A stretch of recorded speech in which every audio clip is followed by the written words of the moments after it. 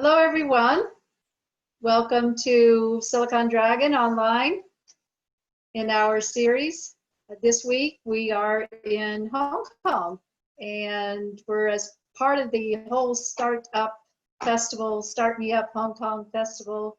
I think we're wrapping up the week, and I know it's been a really active week of nonstop online. So hopefully we're going to keep it very exciting and moving right along. So hopefully you'll join us to our Q&A and our chat and our debate with our wonderful VCs that we have joining us here today. It's 5 p.m. West Coast time and 8 a.m. Hong Kong time.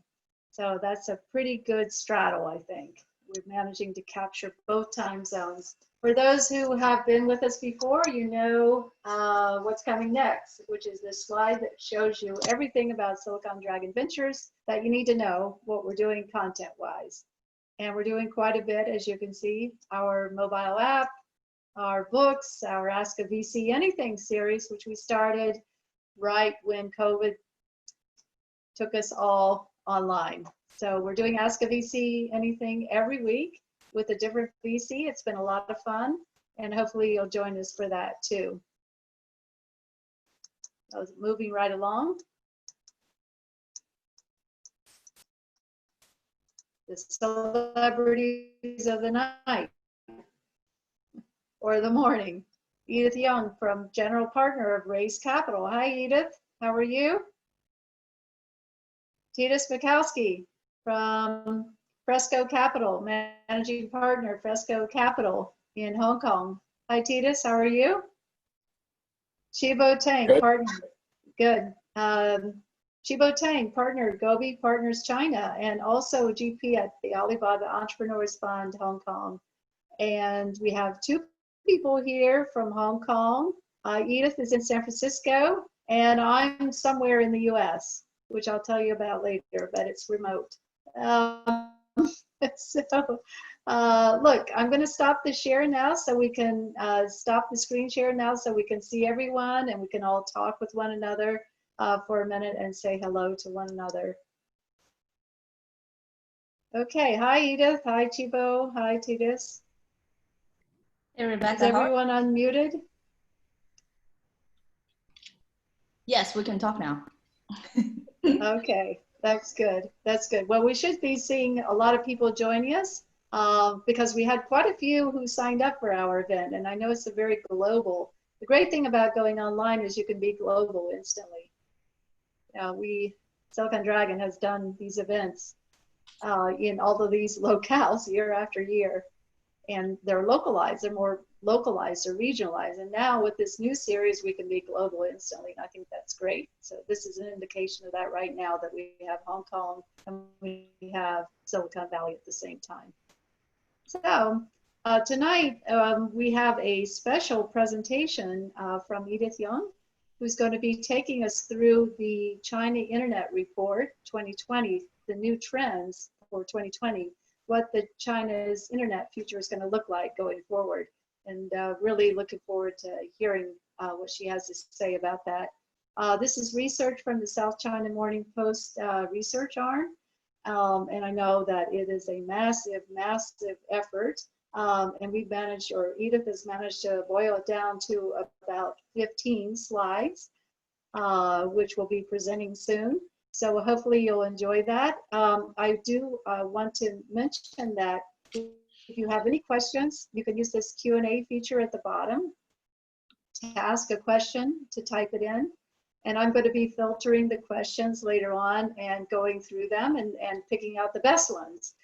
So please keep them really relevant and on topic. And hopefully we'll get a lot of good questions and a lot of good debate going forward. So I'd like to welcome Edith to share her slides today and walk us through these megatrends of China's internet future. So Edith? Awesome. 1 second. I'm going to bring up my awesome short version of the report. Do everybody see this okay? Oh, yeah.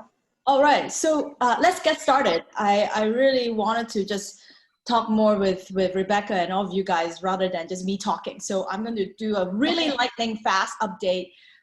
This report, by the way, is a total of 130 pages, so it's really, really long. I started this 4 years ago.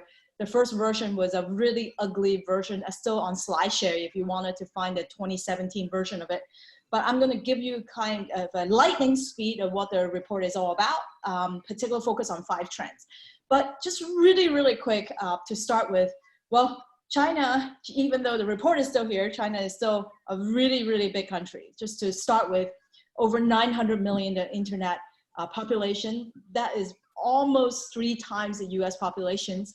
And this group of 900 some internet populations are really, really mobile savvy and really advanced in terms of mobile payments. As you can see, over 765 million people are on mobile payment. So in the next few minutes, what I want to do is to focus on 5 main trends. And by the way, like the goal of this report is really about learning from each other. I think the world, particular media, would love to pit sort of China and US against each other. I think competition is great to drive innovation. But at the end of the day, China and US are actually going very different direction in terms of their technology domination. So, so what I wanted to kind of show you quickly is how some of these main trends in 2020 first impacting China. To start with, of course, the year is still COVID, and what is today? July, is it July 8th? I can't even count the days, but 2020 is still- The 9th, it's the 9th. The 9th, okay. 2020 is still not over yet, unfortunately. But what's really, really interesting is first, of course, China tech is impacted by COVID quite a bit. And I want to point out a few things in terms of statistics. 10 days after COVID started, there's 3 apps, 3 productivity apps, which is DingTalk, WeChat Work, and Tencent Meetings. In 10 days, it's almost quadruple like their install base. And now combined in terms of work productivities is over 435 million install is insane. And there's a lot of really super interesting use cases, right? As you can see on this particular graph, in addition to productivities, which is 240 some % increase, short video, video editing, web browser, education are all benefit in some way in terms of growth within a really, really short period of time. And then I want to also share with you, and the report is really packed with example, and you're probably having a hard time reading the small font. But a few things I thought is quite interesting. One is if you look at like DingTalk, as I mentioned earlier, 50 million students across 30 provinces are now using DingTalk for online education. This is really cool. And then another format which I thought is quite interesting is Tsinghua using Douyin for online education. And like, wow, you can do that? I can't imagine people using TikTok in the US for Harvard education, but who knows? And a couple others definitely is beneficial from COVID is Ping An Good Doctors, 10x the sign up within very short period of time after COVID. And then of course, you start to see even like for hiring. And I found Alibaba using virtual job fairs, and then got like 60,000 employers to all get online to try and do recruiting. That is all super interesting use cases. I think we haven't seen it in the US yet, but I do tend to think that US, because it's a little bit 60 days behind on everything COVID related, we will start seeing some of these trends in terms of US, in terms of investment as well. Second trend is the accelerator self-reliance of tech. And this is a timeline of history for the last 2 years in terms of the fight, the tension between China and US with the trade war, with this various different sanctions, and it's really unfortunate what's going on. But what, of course, the major headlines that you see a lot is quite a bit is Huawei. And I wanted to point out a few things. the Huawei situation is not going away, but you do see, I want to point out with this particular slide, is that you see from 2018 to 2019, and the Huawei revenue now is 71 billion, 59% of it come from China. And I think even though there's a lot of turmoil worldwide for Huawei, but you see more and more, they're actually shifting a lot of the activities, not only overseas, but in China. But of course, we will continue to have more and more complaint about China. There's about 33 Chinese companies on the US sanction list now. And it's unfortunate what's going on. But because of that, you see companies, if you look at on the right-hand side, it talks about, over 90% of the Huawei phone components are now using high silicon. And they're trying really hard to have less reliance of component like Qualcomm or Micron. But unfortunately, there's still a long way to go. So, but you did definitely see Chinese government in particular very supportive in terms of investment for the semiconductor and the hardware sectors. Yeah. So one interesting point there that I was going through this a little bit earlier and making some notes from it, and just the amount of increased spending in R&D from Huawei from one year to the next. It's a huge increase. I think it's 32%, right? Yes, and from 14 some billion to 18.4 billion, and there's a huge increase just because, like, what if trade war continue? How is that going to impact the manufacturing and the hardware industry? Yeah. So it's just something that we don't want to see, but hopefully the world will be more open. But meanwhile, I think China is going to be, assert their self-reliance for hardware and technology as much as they can. Yeah. All right, the 3 more trends to go. Number 3 is the mass adoption of 5G. And is really, really interesting to see that China is quite ahead actually in terms of their 5G handset. I don't know about you, but if it's not because of COVID, I will be in Hong Kong right now, be with you guys 100%. But unfortunately, sitting in Silicon Valley is very ironic. 5G is not really happening at all. In fact, 4G sometimes barely working. But if you look at what's happening in China with 5G, Huawei, Xiaomi, Vivo, Oppo, ZTE, everybody already have launched their version of a 5G handset, which is actually quite cool and exciting. You definitely don't see that in the US. And then China is definitely going really, really fast, and expected their market in terms of 5G expected to hit like 70 to 85 billion or so. And they wanted to over 170 million 5G subscribers by the end of this year. And then you also see, the 3 big telecom, China Telecom, China Mobile, and China Unicom, is literally like replace SMS with like streaming video, streaming audio. Imagine like if 5G can be that fast, like 100 times faster than 4G, you don't even need really to install any app. So that's sort of what they are pushing for. Well, I had some experience with the 5G in my home state of Ohio over the holiday weekend, where 5 members of my family were on at the same time with different computers and different PCs and different devices on 5G. And we were all super speedy. It was really, a window into the future of, how this is going to accelerate our entertainment and education options going forward. So it was an interesting experience. Yeah, I actually had never been on 5G that was in Wi-Fi so fast. So it was really great. Yeah, that's awesome. And so Rebecca, you mentioned on the topic of entertainment, which is our trend number 4, which is live streaming. Mm-hmm. Can you imagine?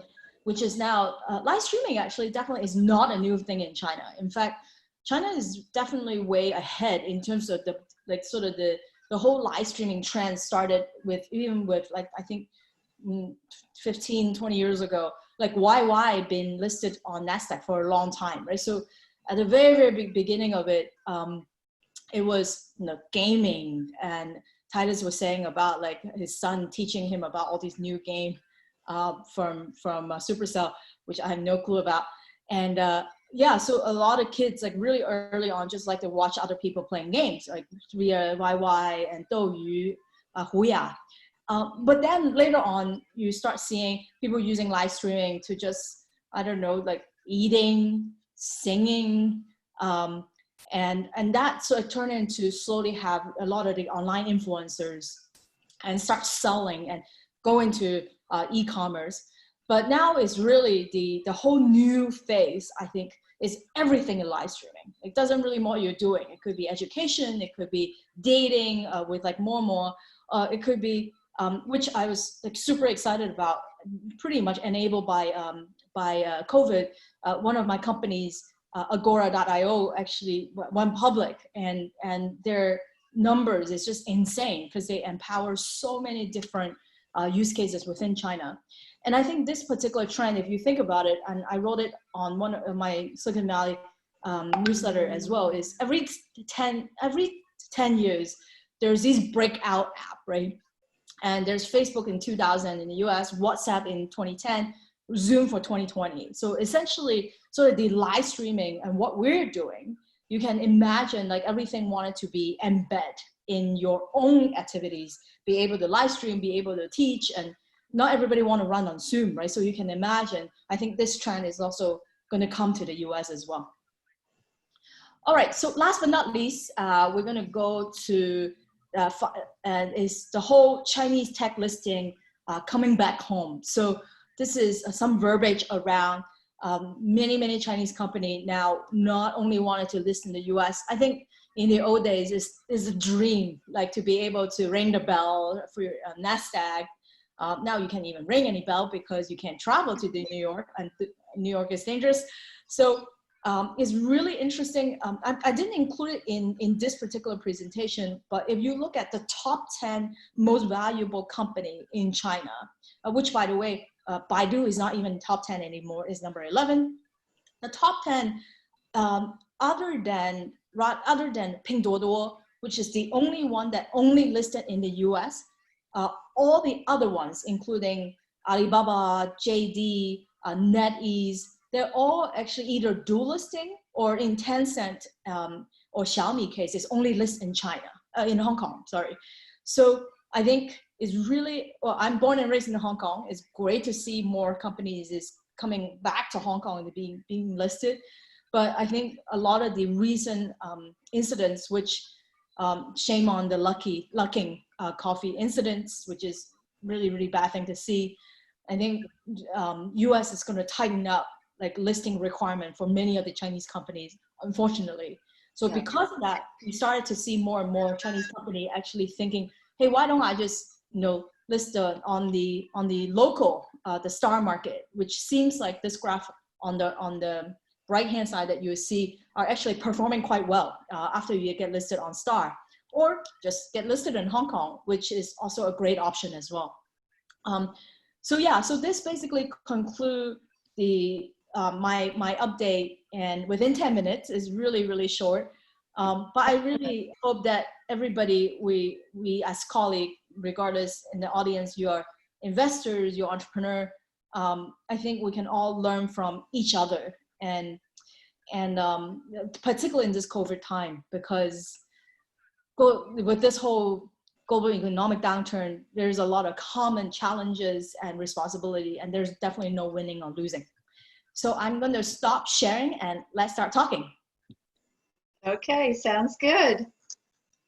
Well, yeah, this is a good opportunity for our VCs here, Chibo and Tytus, to weigh in and give their comments about these top trends, these 5 mega trends that Edith has identified here. And, you know, I certainly agree with them. I think maybe the only thing is, you know, is there a surprise element? Is there something we haven't thought of yet? I mean, TikTok going global and having such an impact, that was actually unexpected, I think, a year ago, or at least 2 years ago. Is there anything on the horizon that is, I don't know, that we haven't really covered yet?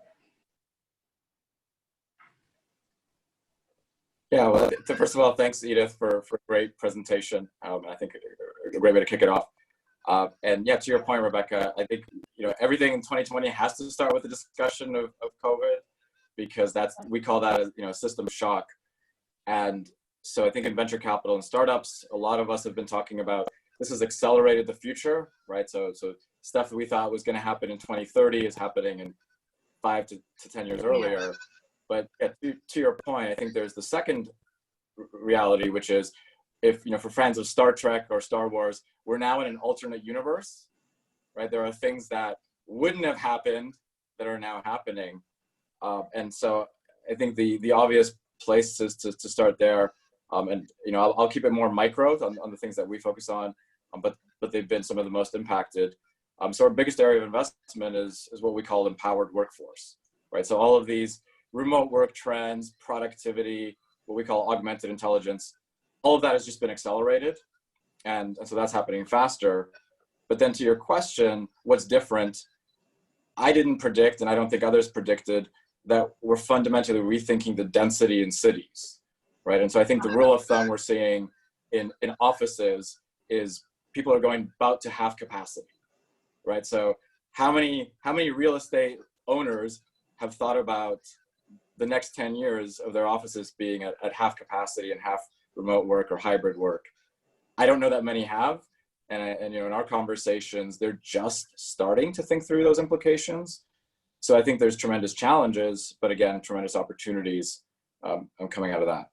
And then on our second biggest area of investment is actually holistic wellness, right? So this is, again, extremely topical for 2020. So digital health adoption, which is not actually about technology. The barriers were behavioral and regulatory. And so one of our CEOs said he saw regulatory changes that he thought would take 10 years happen in 4 weeks, right? And that was in the US, right? So despite what everybody is saying, there's definitely changes going on in some cases on the positive side. And so that's accelerating. Digital health is accelerating. But what's different? What is the thing we didn't expect? When you think about healthcare, most people only start getting interested in solving problems in healthcare around age 30, right? And that was me many years ago, and started to think, okay, you're having kids, your parents are older, but we're going to have, for the first time ever, a generation of 10 to 15-year-olds that are super passionate about solving problems in healthcare. So I think it's going to be an amazing time for the next 10 years to invest in 20, 25-year-old entrepreneurs that have 5 to 10 years experience of solving problems in healthcare. And I'm extremely excited for the next 10 years of this generation of talent that basically never existed before.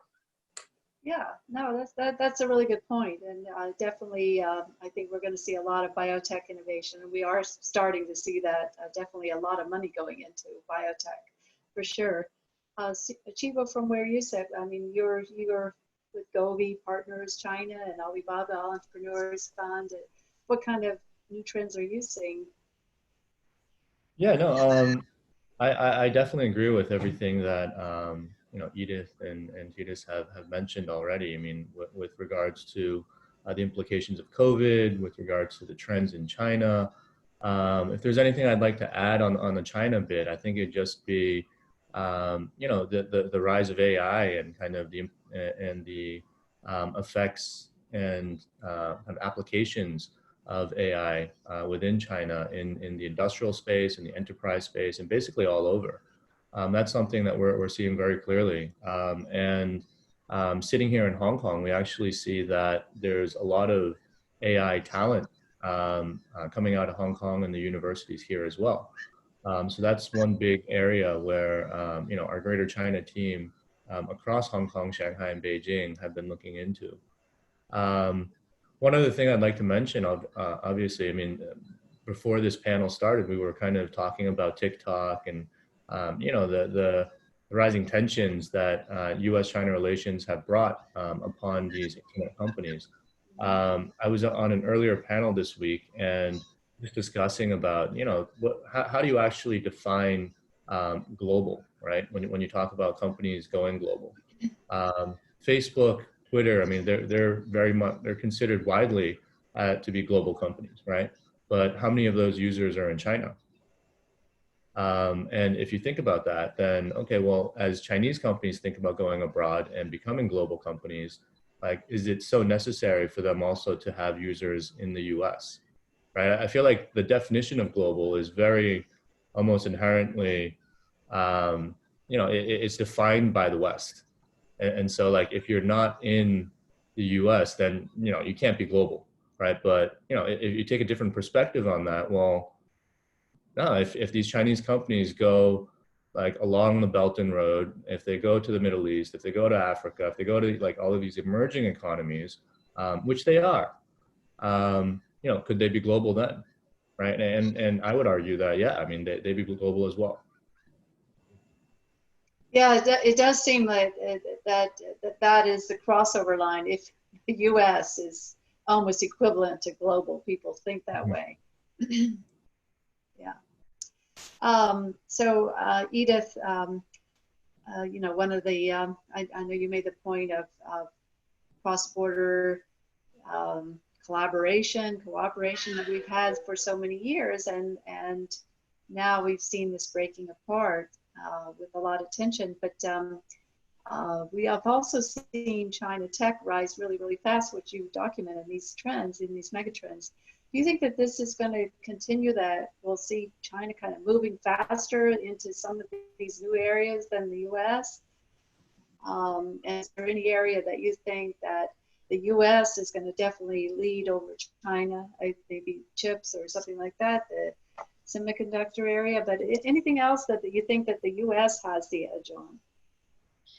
Yeah, so I wrote an op piece, opinion piece this past week for SCMP, and I really don't like sort of like who is winning and who is better, because like Ping An 10x the user base doesn't mean anybody in the US is going to start using Ping An, or just because I can actually start, no one in China is going to use Tinder or anything, just because like the design, the UI UX, or like the behavior of the two countries is quite different.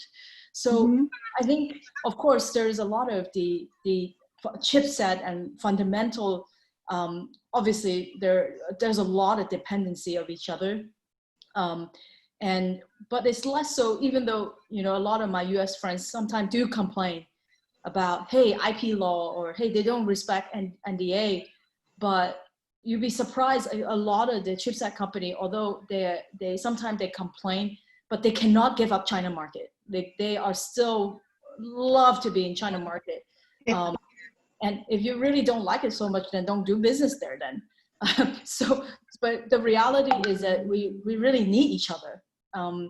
And hopefully that we don't, I think the world seems like it's not the right word, but it's not globalization, it's sort of slow globalization. I think that was actually come from the economists. It was a term that they sort of labeled a couple years ago.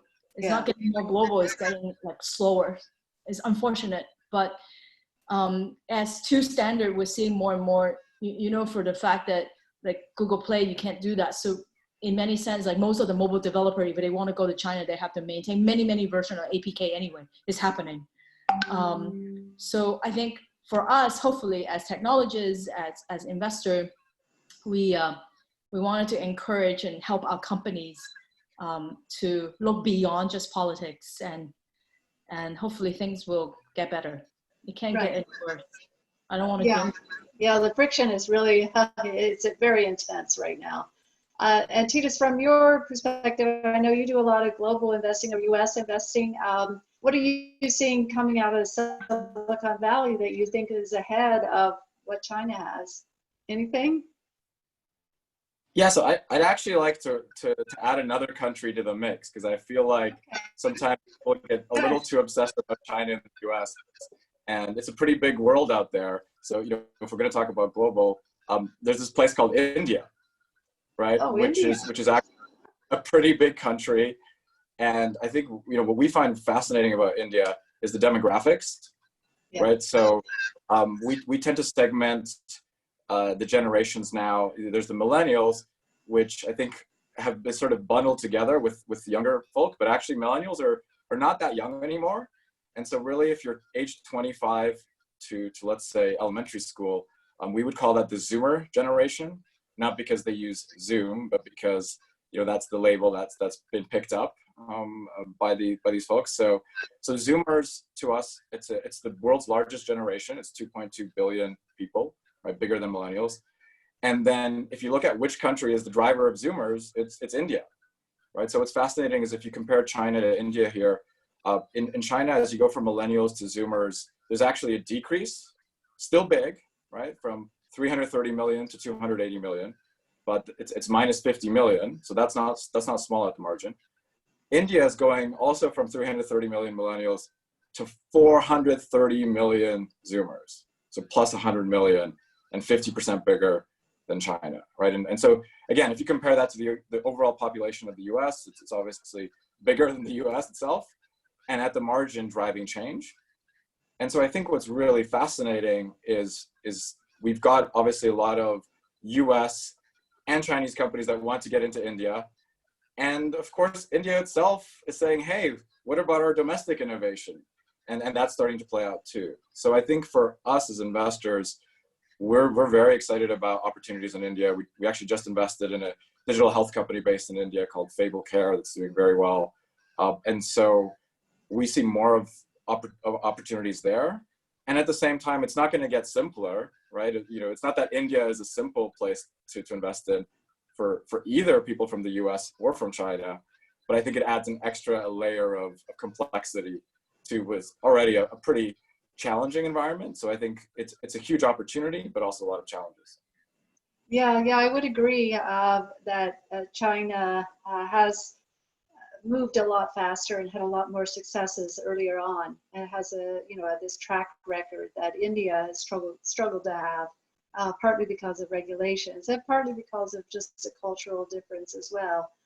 But it's been interesting to see the same kind of venture firms and the same kinds of technology ideas go into both China and India.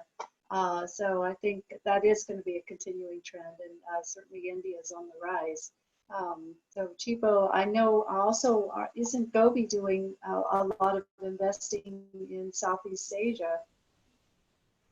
Yeah, so we're investing quite a bit in Southeast Asia. We have quite a few funds down there. India, we would kind of put within like South Asia, and I guess it's a very maturing ecosystem as well, and there's plenty of venture capitalists there. Obviously, like recent news, I mean, India's banned like a lot of Chinese apps, and so the Chinese companies going to India, maybe not, but I'm sure there's like a lot of innovation going on within the ecosystem itself. For Gobi, we invest across the region in China and Southeast Asia. We actually started last year to invest in the Middle East, and so we opened our office in Pakistan. We're in the process of opening up in Riyadh in Saudi Arabia, and also kind of going beyond that. We've begun to work on an accelerator program in Africa, Kenya and Nigeria. So I feel like, we've taken the kind of the view that for Chinese companies and Chinese entrepreneurs, they're probably the easiest path to innovation and kind of to expansion abroad for them would actually be along the Belt and Road, right? And so, where the Chinese government is really putting its efforts, I guess it kind of makes sense from where we're sitting to go along with that.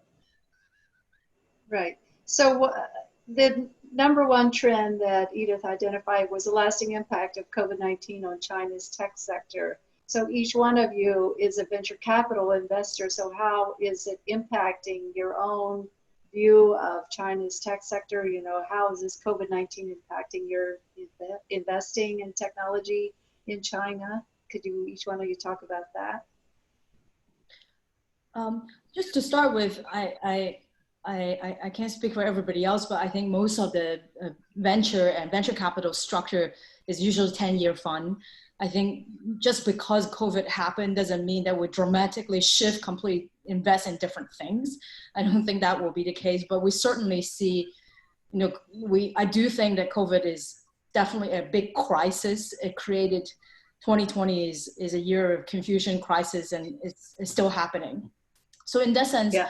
as Tytus was saying earlier, it's a lot of things that you would think take years or months. It's like within days. I definitely echo that we are seeing amazing people, like they don't have a choice because they can't even like do business anymore. So we are really big on, I think, particularly on the enterprise side of things.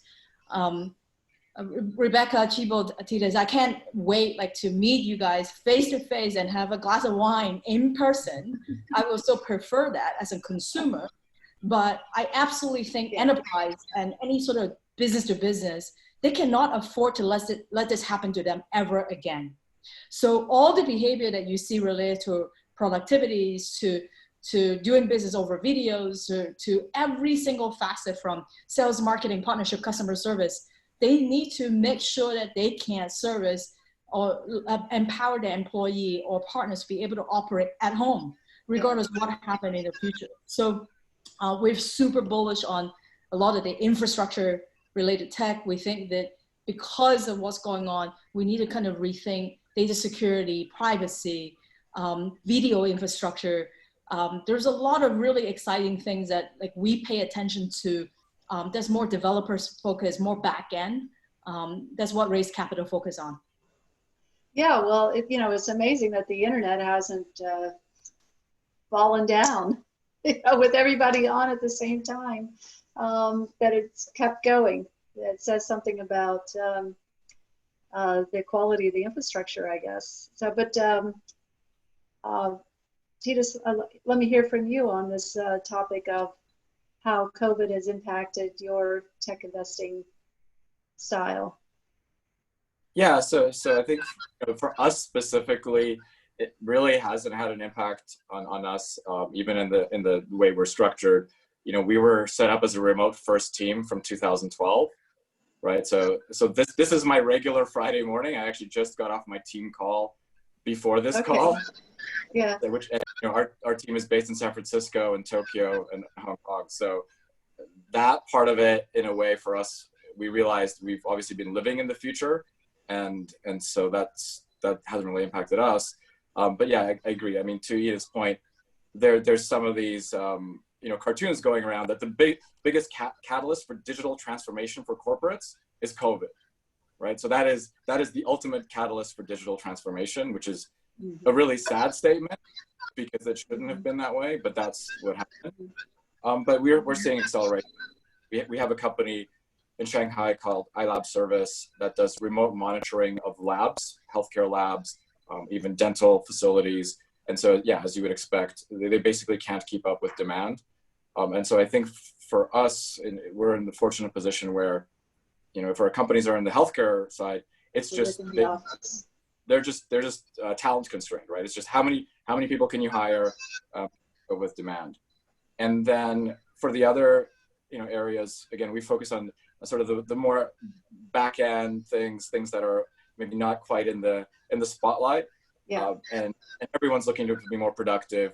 Everyone's looking to sell online, right? So B2B sales moving online instead of whining and dining. There's like a whole psychological shift, and even a shift in the kind of people you want to hire, right? Because the salesperson that you're going to hire who's good at whining and dining may not be the salesperson that you want to hire to close deals online. Good point. Yeah. So broadly, just acceleration is what we're seeing. Yes, and you think people are more productive now than before? I think this goes back to I would describe as the two-track society or two-track economy. So we living in the VC world and startup world are generally very lucky and fortunate. So we can all say we're productive. But I think there's CEOs of large public companies tweeting from their yacht saying, "Wow, look how productive I am," and yet their hourly minimum wage workers are risking their lives. So no, I think it's a huge social problem, which is that people that like us that are doing this might get this false sense of everything is fine. But yeah, most people obviously it's a massive challenge financially in terms of health risks. And so I think for us, what we try to do is those problems aren't necessarily problems that venture capital can solve everything. So just donating money, donating time to help people that actually aren't able to do this is really important, because we're very fortunate.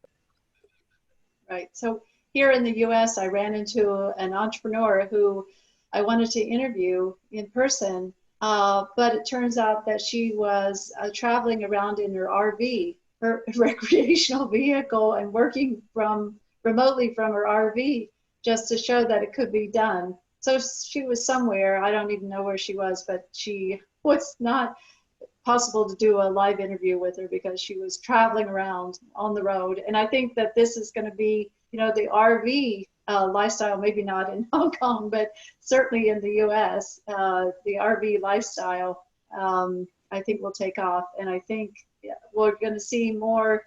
I think, Edith, you mentioned, someone mentioned earlier about the density of cities. I think now we'll see more disbursement of population into rural areas, into smaller cities, where maybe the lifestyle is easier. Certainly the cost can be lower. I think that this could be a real change for Silicon Valley, that there'll be many more Silicon Valleys around the world than there are now, because people can do it. And you'll see the clusters of VCs following it, and that kind of success story that created Silicon Valley. I think we'll see that happening in other places more than it already has. I think that could be a good sign, because right now there's so much content in the US anyhow, there's so much concentration of venture capital in 3 places: Silicon Valley, New York, and Boston. And that's it, nothing else really. I guess you could say the same thing. In Asia, it's most of the concentration is in China. China is this world's 2nd largest venture capital market. So you've got US, China, then India. So it may happen the same thing in Asia, where we'll see more decentralization of technology, innovation, talent, and venture capital. What do you think? I actually think that more on the lighter note, less so about politics, but Zoom really have give so much more international, global entrepreneurial opportunities. Like, I have no idea where you guys at. You could be in San Francisco, you could be in Hong Kong, you can be like in India or in Russia. Who cares? It is, I think, like the whole Silicon Valley, the concept is really a spirit. And now many of the teams, I guess Tytus has been like building his firm since 2012 remote. And right now I really can't tell, other than I can sometimes I get on Zoom and there could be an entrepreneur driving and Zooming at the same time, or sometimes they forgot, like they're still like have shorts on and start standing up, and kind of funny. But other than that, I think that this is a really great thing for entrepreneurs to reach out to international investors, because we have no idea where you are anyway. So why not? So I think this will also accelerate the globalization of technology innovation, that you'll see more venture capital crossing borders, because it can. And people can get comfortable talking to entrepreneurs around the world. They don't have to be just 30 miles radius from their office anymore. So I think it's going to accelerate globalization in a way for venture capital. So I do want to bring in some questions here, and I probably should have brought in a few earlier on, but now we do have quite a few here, and let me just pick out a few to read, and hopefully you guys can answer. So here's a question about investing in startups in different countries and regions. How do you think the importance of location? How do you evaluate the importance of location? Is it really, do startups have to have a Hong Kong base for your venture capital money to reach them? I guess I'll take this one since I'm sitting in Hong Kong. Okay. It really just depends on what markets your startup is targeting, right? Where's your customer base, and where could you be most effective in kind of activating that base? I feel like, if like, and I guess this kind of touches upon what you and Edith were just talking about with regards to being able to Zoom, and doesn't matter where you are. Like, maybe I'm just still a little bit old school, or maybe I'm just like naturally cynical, but I just want to pump the brakes there a little bit. I mean, I feel like, you know, talking and just like communicating on Zoom, that's great, right? And it's fine for you know, people who have had pre-existing relationships, right? But for most investors, especially at the early stage, I mean, it's all about the people and the ability to build trust, right? Trust is so important if you want to get into like a long-term relationship, which is what like an investor investee relationship would be like, right? And so, you know, I guess maybe if this, well, especially for this generation of investors anyway, maybe in like in 10, 20 years, like the new generation who've grown up on Zoom or, you know, long distance, you know, when they become like decision makers in venture capital firms, may be different. But at this point, I feel like there's still, you know, I've heard a lot of stories where investors are just not able to pull the trigger or sign the final like share purchase agreements just because, you know, they haven't had a face-to-face yet. And I feel like maybe for our generation, you know, face-to-face, there's still value there. And I don't know, like maybe it's not like, maybe it is definitely being accelerated, this remote work and, you know, just being the ability for entrepreneurs to be anywhere. But like, I think it's still going to take some time for that to become the norm. I think we lost Rebecca. We did. These are all things. Her 5G is. Chibo, you scare Rebecca, so she's like froze. Yeah, her 5G is becoming 3G now. Yeah, right. So there's a few other questions here. We do have some great questions, and I do want to get to those. So here's one from a Silicon Dragon loyalist. Thank you for being on our webinar so many times. And he asked, do you think China tech giants can only confine their playground in China as compared to Google, Amazon, and the likes, which are long globalized? Are the China tech giants really ever going to go global? Are they going to stay within China? Is TikTok the rare exception? Is Pinduoduo going to go global? I don't know. What do you think? TikTok is definitely a really great example of what they have done. So kudos to them. The world is getting smaller, but it's interesting, instead of like comparison, I do think that in general, like most of the world are quite used to, including Hong Kong as well, you know, Facebook, Google, WhatsApp are actually really, really popular. And I think what's going on is that some have some to do with politics, but also some to do with behavior. I started to see more and more, in particular where Chibo is super active in Southeast Asia. Particularly when I go to like Indonesia or Malaysia or Thailand or Singapore, they often like to learn more about what's going on in China, and some of the behavior. And you start seeing Alibaba and Tencent, I mean, like Chibo being part of it, is super active, not only investing, but also acquisition in these regions as well.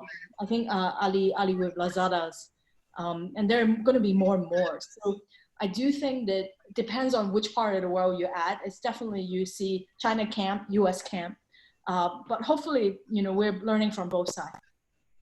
Yeah. Well, I knew we were going to get a question on this one issue that's been in the news this week a lot.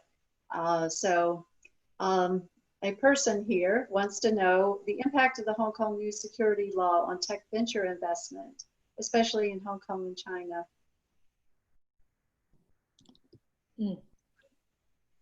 I can give a really good answer in 100 years, but it might take a bit of time to know the reality. So I'd love to be a geopolitical expert, but I'm not.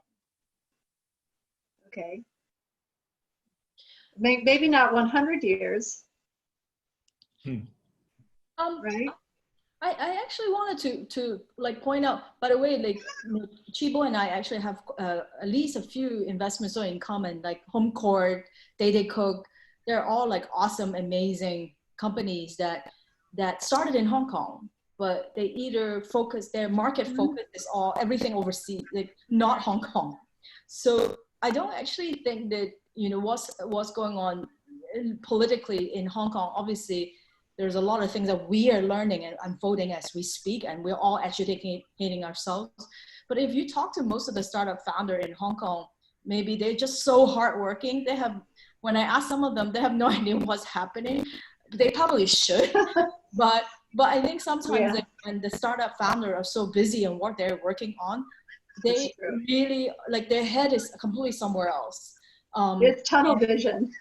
And like if it's not because of President Trump, I think that most of the people in Silicon Valley don't actually even usually talk about politics. Like you go on any cafe, of course, all of them are closed right now, so that's not happening but if you normally sit in a cafe, you rarely hear anything political. Is everybody wanted to build something, and how do I do market expansion? How do I do like growth hacking? I think that's the spirit of startup, and we should continue to focus on that. Definitely that's the way it is in Silicon Valley and in these Silicon Valleys around the world. But I would have to say that I think in New York City, you have, this does come up quite a bit. These issues do come up quite a bit. And it's a much more kind of cynical, skeptical look at the world, and maybe a broader look at the world as well, that you see outside of the Silicon Valleys. And of course, we know from Washington, D.C., that it is focused on this aspect of technology innovation, which has become, I mean, it's interesting that technology innovation has become politicized. That in and of itself is interesting, I think. And that's not going to go away anytime soon. In fact, it'll probably intensify.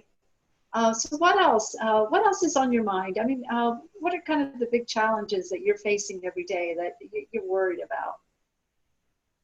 But actually, Rebecca, I'd actually just like to go back to the point on the geography, because I know we talked about, we want to make sure we don't agree on everything. And so I just want to make sure we have something that we disagree about. So yeah, I think we've been investing remotely since 2012. So I'll take the opposite view of Chibo on the geography and the location, right? And we invested in Pipedrive remotely in 2012, and the company's done extremely well since then. So where I agree with what Chibo is saying is you have to build that trusted relationship, right? And I totally agree. Like, it's really hard to do. So I think whereas the nuance is we think there's a way to do that without spending a lot of time in person. I'm not saying it's easy, but we've been doing it. So for us, that's something we are doing.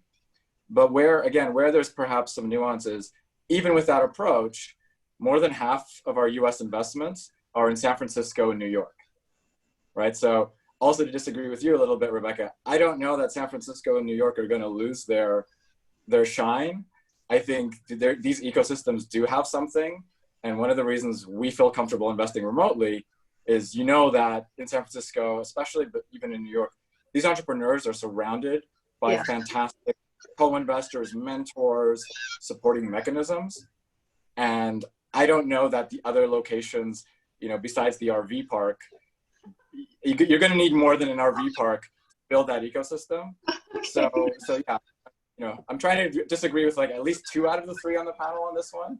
I'm trying to figure out how to disagree with Edith on it, but I can't quite fit that in this time. Well, there is the cluster effect, definitely the cluster effect, and 75% of the money going to these 3 markets of Boston, New York, well, in the order of Silicon Valley, then New York, then Boston, in that order.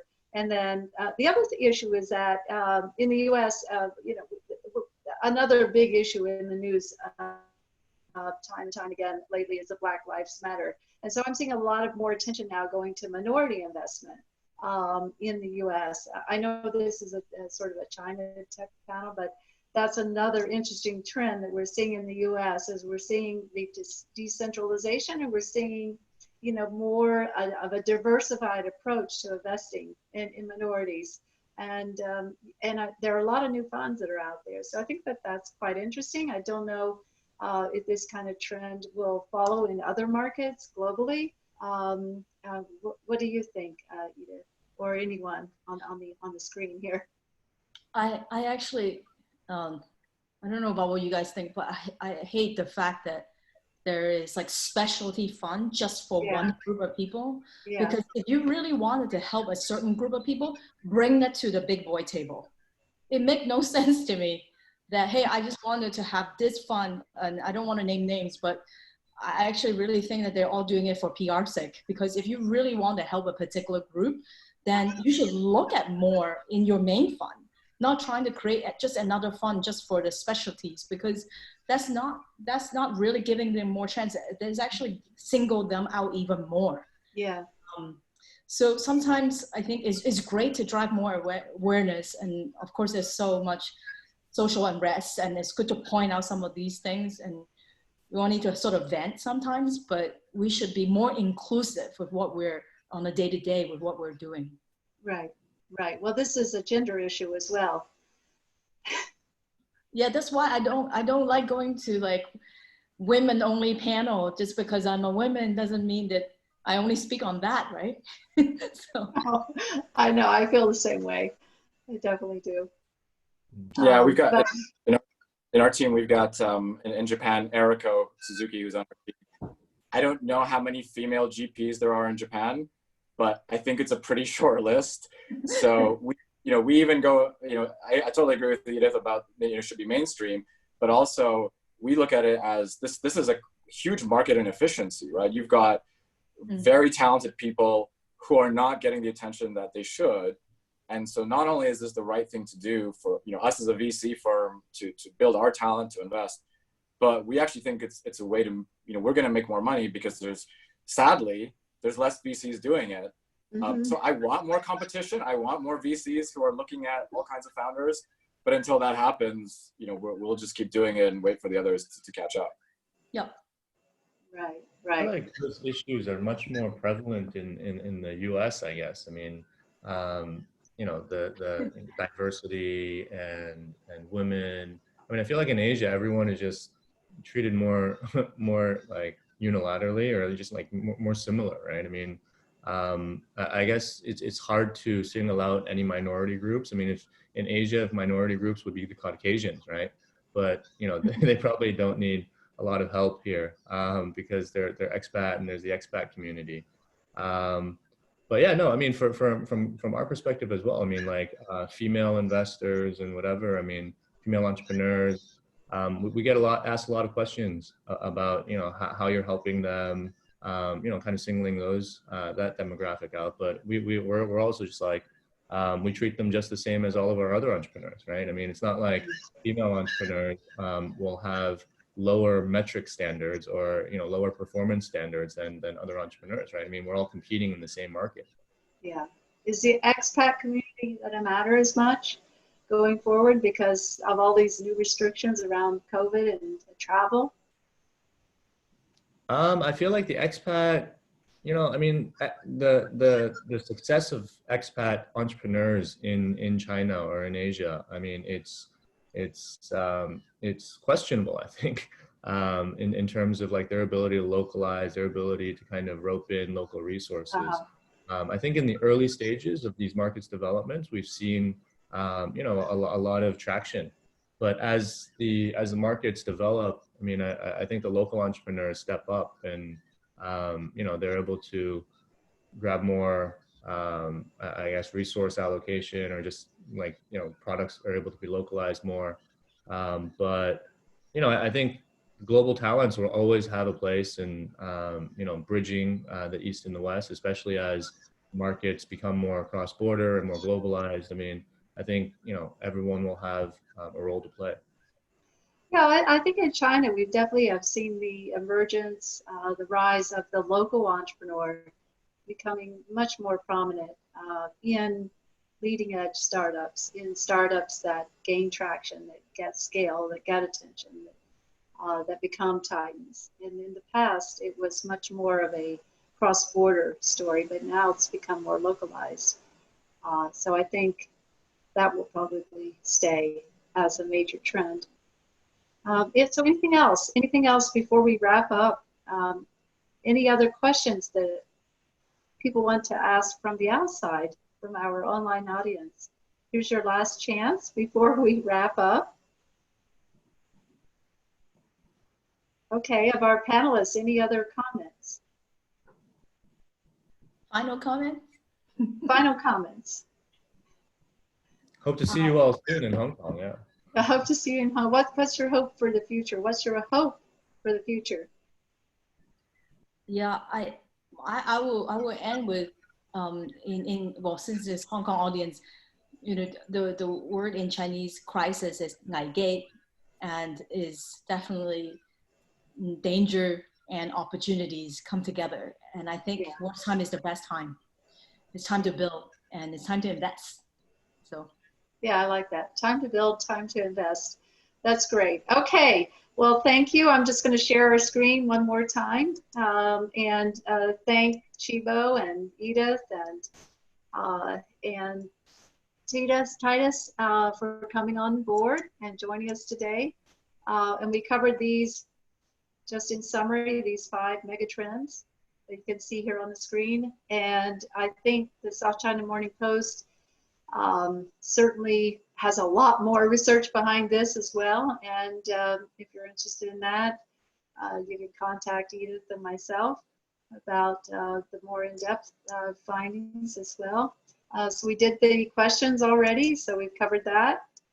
And we now need to give our thanks to the Start Me Up Hong Kong Festival for including Silicon Dragon as one of its community events. And of course, we know Invest Hong Kong is behind that, so thank you very much.